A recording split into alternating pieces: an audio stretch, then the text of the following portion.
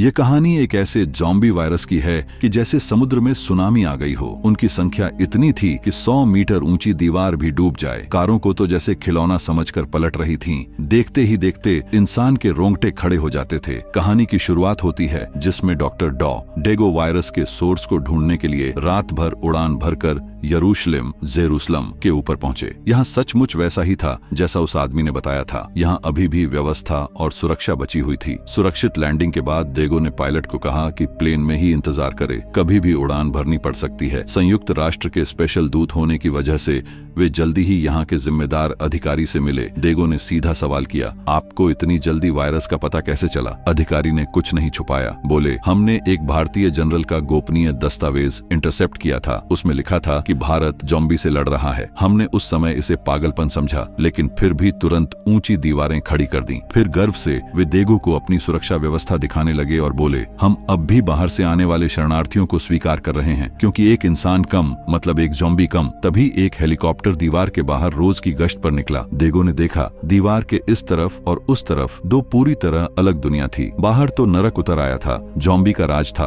अंदर बचे हुए लोग शुक्रिया अदा करने के लिए माइक लेकर गाना गा रहे थे। लेकिन वह सुरीली आवाज लाउडस्पीकर से बाहर पहुंची तो दीवार के बाहर ज़ॉम्बियों ने सुन ली। जो अब तक बिना दिशा भटक रहे थे, सब दीवार की तरफ दौड़े। देखते देखते ज़ॉम्बी एक दूसरे पर चढ़कर इंसानी सीढ़ी बना रहे थे और दीवार के ऊपर चढ़ने लगे। अंदर डेगो अभी भी वायरस के बारे में पूछ रहे थे कि अचानक चीखें गूंज उठी। ज़ॉम्बी दीवार पार कर चुके थे। पूरी शहर में एकदम से अफरा तफरी मच गई। अधिकारी ने तुरंत सैनिकों को आदेश दिया, डेगो को एयरपोर्ट तक सुरक्षित पहुंचाओ। बाहर का हेलीकॉप्टर ज़ॉम्बी की सीढ़ी पर मशीन गन से गोलियां बरसाने लगा, लेकिन संख्या इतनी ज्यादा थी कि कुछ नहीं हो रहा था। शहर के अंदर की फौजी लाइन भी एक पल में टूट गई। भागते हुए डेगो ने पीछे मुड़कर देखा तो हैरान रह गए। ज़ॉम्बी के बीच एक बूढ़ा आदमी बिल्कुल शांत खड़ा था और कोई ज़ॉम्बी उसे छू भी नहीं रहा था। तभी पीछे से ज़ॉम्बी दौड़े चले आ रहे थे। एक सैनिक पीछे छूट गया। ज़ॉम्बी उसे पकड़कर खींच ले गए। उस सैनिक ने हार नहीं मानी। उसने अपने ग्रेनेड का पिन खींच लिया और ज़ॉम्बी के साथ खुद को भी उड़ा लिया। लेकिन एक लहर गई नहीं कि दूसरी आ गई। रास्ता बंद हो गया तो सब पास की एक इमारत में घुस गए। भागते वक्त डेगो ने फिर वही नजारा देखा। कीमोथेरेपी ले रहा एक छोटा बच्चा ज़ॉम्बी के बीच में था, लेकिन कोई उसे हाथ भी नहीं लगा रहा था। अब डेगो को पूरा यकीन हो गया था, लेकिन अभी वक्त नहीं था। सैनिकों ने ग्रेनेड फेंके, रास्ता साफ हुआ। एक महिला सैनिक आगे जाकर चेक करने गई।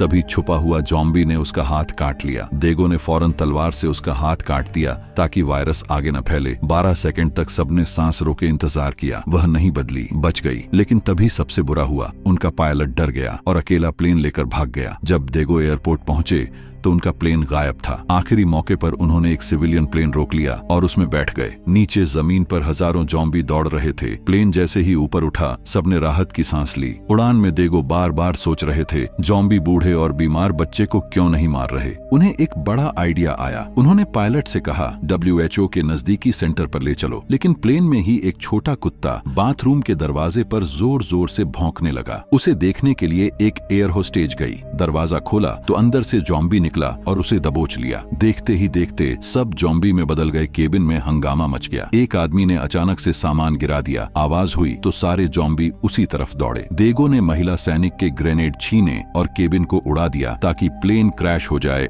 आखिरी पल में डेगो और महिला सैनिक ने सीट बेल्ट बांध ली। प्लेन क्रैश हो गया। जब डेगो की आंख खुली तो उनकी कमर में लोहे की रॉड घुसी थी। महिला सैनिक भी जिंदा थी। दोनों एक दूसरे को सहारा देकर WHO सेंटर पहुंचे। डेगो बेहोश हो गए। इधर संयुक्त राष्ट्र के जहाज पर उनका संपर्क टूट गया तो कमांडर ने मान लिया कि डेगो मर गए। उन्होंने बेरहमी से डेगो के पूरे परिवार को जहाज से उतारकर मुख्य भूमि के रिफ्यूजी कैंप में भेज दिया। 3 दिन बाद डेगो होश में आए। परिवार के साथ हुआ बर्ताव सुनकर बहुत गुस्सा आया, लेकिन उन्होंने सोचा दुनिया में करोड़ों परिवार इसी दर्द से गुजर रहे हैं। उन्होंने अपना मिशन जारी रखने का फैसला किया। उन्होंने शोधकर्ताओं को बताया, ज़ॉम्बी सिर्फ स्वस्थ लोगों पर हमला करते हैं, गंभीर बीमार या बूढ़े लोगों को पूरी तरह नजरअंदाज कर देते हैं। उन्होंने सुझाव दिया, अगर हम कोई ऐसी चीज बना लें जो हमें ज़ॉम्बी की नजर में बीमार दिखाए तो हम सुरक्षित हो सकते हैं। शोधकर्ताओं को यह आइडिया बहुत अच्छा लगा। उन्होंने कहा कि उनके पास एक जीवित ज़ॉम्बी कैद है, टेस्ट कर सकते हैं। लेकिन सारी वायरस की असली सैंपल दूसरी बिल्डिंग में है जहां 70-80 ज़ॉम्बी घूम रहे हैं।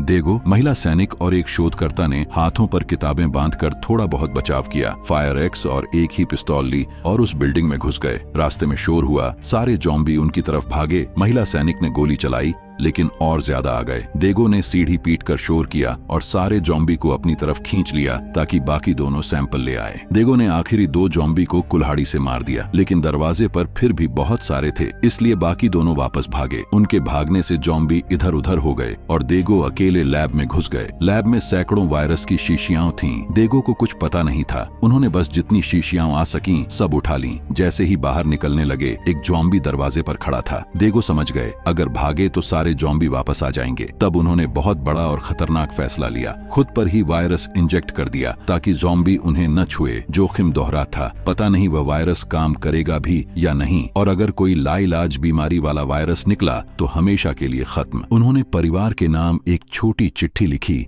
और एक शीशी का इंजेक्शन लगा लिया। थोड़ी देर इंतजार किया, फिर दरवाजा खोला। सचमुच जॉम्बी ने उन्हें बिल्कुल नजरअंदाज कर दिया। वे आराम से जॉम्बी के बीच से निकल गए। फिर कोल्ड ड्रिंक की मशीन तोड़कर बहुत शोर किया। सारे जॉम्बी उधर चले गए। देगो सुरक्षित बाहर आ गए। खुशकिस्मती से जो वायरस उन्होंने लगाया था वह इलाज योग्य बीमारी वाला था। WHO ने उनकी इस खोज के आधार पर एक ऐसी वैक्सीन बना ली जो इंसान को कोई नुकसान नहीं पहुंचाती। लेकिन जॉम्बी को लगता था कि सामने वाला बीमार है, इसलिए वे हमला नहीं करते थे। यह वैक्सीन हवाई जहाजों से दुनिया के हर कोने में बचे हुए लोगों तक पहुंचाई गई। अब इंसान पूरी तरह सुरक्षित होकर जॉम्बी को साफ करने में लग गए और आखिर में देगो को उनका परिवार फिर से मिल गया। इसके साथ ही ये कहानी खत्म होती है। अगर आपको हमारा वीडियो पसंद आया तो हमारे चैनल को लाइक करें, सब्सक्राइब करें। मिलते हैं अगले वीडियो में।